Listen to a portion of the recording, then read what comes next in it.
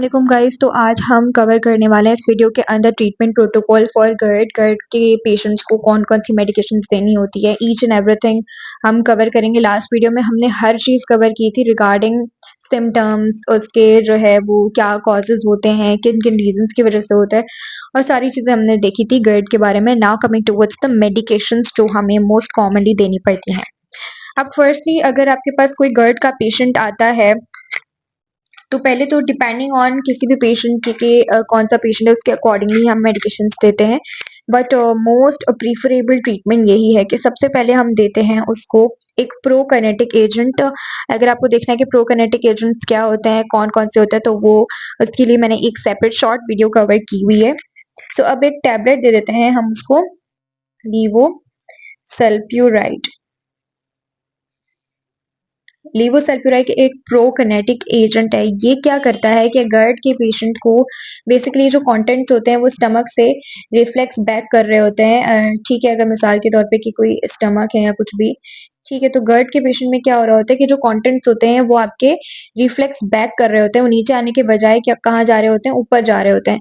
तो इसके लिए हम उन पेशेंट्स को लीवोसल्प्यूराइड देते हैं ताकि ये क्या करें कि ये इनकी मोटिलिटी को इंक्रीज करें, मतलब ये मोटिलिटी इंक्रीज करेंगे और जो भी आपका फूड कंटेंट होगा फिर वो नीचे मूव करेगा, मतलब पेरिस्टालसिस मूवमेंट इंक्रीज करेंगे। और इसका मैकेनिज्म ऑफ एक्शन मैंने ऑलरेडी डिस्कस किया हुआ है। ठीक हो गया, तो इसको हम देते हैं 25 mg तक, या फिर हम इसको 25 mg टू 50 mg भी दे सकते हैं। 50 mg depending on the frequency इसको BID और TID भी दिया जा सकता है। इसका ब्रांड नेम भी मैंने लास्ट टाइम बताया था, लीवोप्रीड होता है। ठीक है, आप चाहो तो ये दे सकते हो, और अगर ये इफेक्टिव नहीं है पेशेंट्स के अंदर तो देन आप दूसरी मेडिकेशन इसकी जगह पे दे सकते हो। तो और आप दूसरी मेडिकेशन देते हो वो है ईटोप्राइड, वो भी इसी क्लास की है, प्रोगनेटिक एजेंट है ईटोप्राइड। ठीक है, जिसे हम कहते हैं गैनाटोन। ठीक हो गया, तो ये दूसरी मेडिकेशन है जो इसके अलावा अगर ये इफेक्ट नहीं कर रही तो फिर हम इसको देते हैं, और इसका भी जो डोज है वो सिमिलर है, लाइक 50 mg या 25 mg BID और TID। सो फर्स्ट हमारी ये मेडिकेशन हो गई। सेकेंड जो मेडिकेशन हम देते हैं वो हम देते हैं, अब ये इसलिए हमने दिए क्योंकि हम मोटिलिटी को इंक्रीज कराना चाह रहे हैं ताकि फूड के कंटेंट्स ऊपर जाने के बजाय नीचे की तरफ आ जाएं। ठीक है, अब जो ऐसे पेशेंट्स होते हैं, हमने बात की थी कि GERD के पेशेंट्स को हाइपर एसिडिटी होती है, मतलब उनका एसिड कंटेंट बहुत ज़्यादा बढ़ जाता है, लेवल बढ़ जाता है। तो हमें क्या करना है, उस हाइपर एसिडिटी को कंट्रोल करना है। हाइपर एसिडिटी को कंट्रोल करने के लिए भी हमने एक मेडिकेशन पड़ी हुई है, वो है प्रोटॉन पंप इनहिबिटर्स देने होते हैं हाइपर एसिडिटी को कवर करने के लिए, रिड्यूस करने के लिए बेसिकली। तो प्रोटॉन पंप इनहिबिटर्स कौन से आ जाते हैं, एक तो आता है ओमिप्राजोल।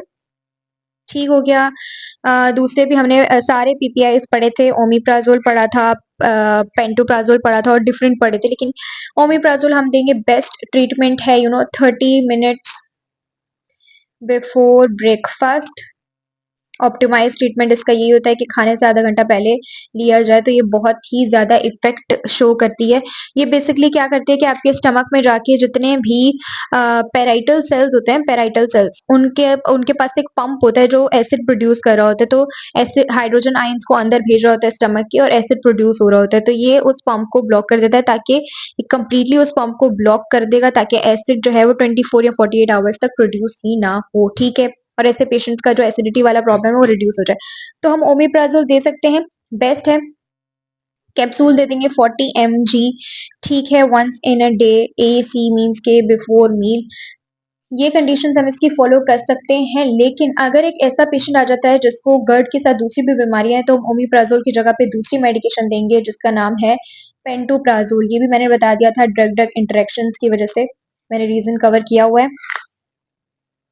फिर उसके बाद ओमिप्राजोल आपने दे दिया, या कोई भी PPI जो सूटेबल लगता है उस टाइम पे वो हमने दे दिया। उसके बाद हम चलते हैं नेक्स्ट मेडिकेशन की तरफ।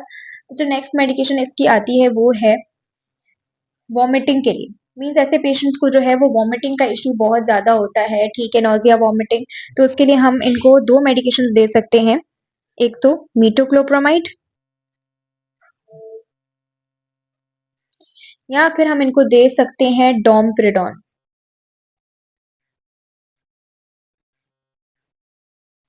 ठीक है, तो मतलब हम इनको मीटोक्लोप्रोमाइड भी दे सकते हैं, डोमपेरिडोन भी दे सकते हैं, बट अगेन मैं कहूँगी कि जो बेस्ट मेडिकेशन है वो डोमपेरिडोन है। क्यों? क्योंकि मीटोक्लोप्रोमाइड काफ़ी ज़्यादा जो है extra pyramidal symptom syndrome produce करती है, मतलब ये बहुत सारे जो है एडीआर्स देती है और उसके भी रीज़न्स है क्योंकि नॉन सेलेक्टिव है, वो सब भी मैंने एक सेपरेट वीडियो में कवर किया हुआ है। ठीक हो गया, तो डोमपेरिडोन यहाँ पर आ जाता है। सबसे ज़्यादा बेस्ट ऑप्टिमाइज्ड जो वॉमिटिंग के लिए मेडिसिन है वो डोमपेरिडोन है। इसका जो ब्रांड नेम है वो जनरली है Motilium. Let me check if you can see that. या सो मोटिलियम है इसका बेस्ट ऑप्टिमाइज्ड ट्रीटमेंट, ये ब्रांड नेम है इसका और इसको हम लेते हैं 10 mg।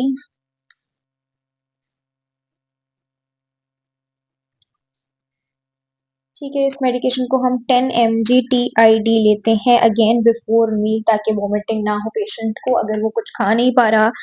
तो ये भी मेडिकेशन आ गई। तो मीटोक्लोप्रोमाइड तो दे सकते हैं, लेकिन वो हम सिर्फ तब देंगे जब पेशेंट डोमपेरिडोन से इफेक्टिव नहीं हो रहा, पेशेंट को ये असर नहीं करी, जबकि ये सबसे ज़्यादा ऑप्टिमाइज़ ट्रीटमेंट है इस केस के अंदर। ठीक है, तो डोमपेरिडोन फर्स्ट हमारी चॉइस होगी वॉमिटिंग की मेडिकेशंस में।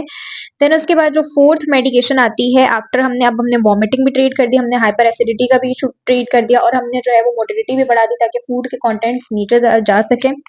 उसके बाद हम देंगे एक सिरप गेविस्कन, जो अक्सर घरों में होता है और ये हमने बहुत ज़्यादा देखा भी है।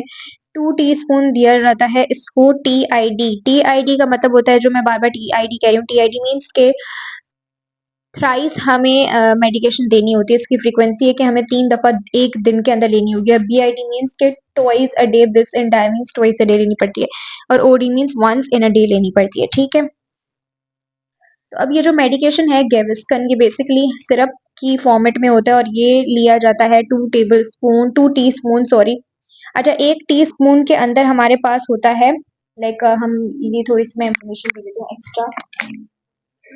लेट्स सपोज कि 1 टीस्पून के अंदर हमारे पास होता है 5 ml। ठीक है, तो अगर हम कहें 2 टीस्पून जो हमें देनी होती है, मतलब 3 दफ़ा 2 टीस्पून देनी होती है, तो कितने ml होंगे? 10 ml होते हैं। ठीक है, तो मतलब हमें टोटल में 10 ml देने पड़ते हैं इसके अंदर। ठीक हो गया। अब अगर हम आगे चलते हैं तो एक और इम्पॉर्टेंट बात जो मुझे इसमें बतानी थी कि जो ओमिप्राज़ोल होता है, ये बेसिकली जब दिया जाता है तो ये नॉर्मली क्या करता है कि ये आगे वाले एसिड को रिड्यूस करता है। मतलब ये आगे वाले एसिड को रिड्यूस करता है, ये प्रीवियस एसिड को रिड्यूस नहीं करता। फॉर एग्जाम्पल, अगर आपके स्टमक में एक एसिड ऑलरेडी बन चुका है, अब जब हम ओमिप्राज़ोल देंगे तो वो क्या करेगा कि अगले एसिड को जो बनने वाला है तो वो प्रोटॉन पंप को रिड्यूस कर देगा। ठीक है, लेकिन जो एसिड ऑलरेडी आपके स्टमक में प्रेजेंट है उसको तो ये रिड्यूस नहीं कर सकता।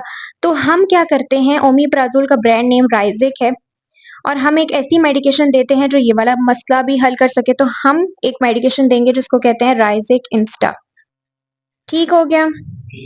अब ये जो राइज़ेक इंस्टा है, इसमें क्या होता है कि सोडियम कार्बोनेट होता है, सोडियम कार्बोनेट आयन्स होती हैं जो कि अल्कलाइन नेचर में होती हैं, तो वो क्या करती हैं, ओमिप्राज़ोल के साथ होती हैं और वो एज़ एन इंग्रीडिएंट इस एसिड को न्यूट्रलाइज़ कर देंगी जो ऑलरेडी स्टमक में प्रेज़ेंट है। तो ये थी सारी मेडिकेशंस जो हम GERD के पेशेंट्स को देते हैं। अब नेक्स्ट वीडियो में हम दूसरा कोई डिज़ीज़ टॉपिक कवर करेंगे।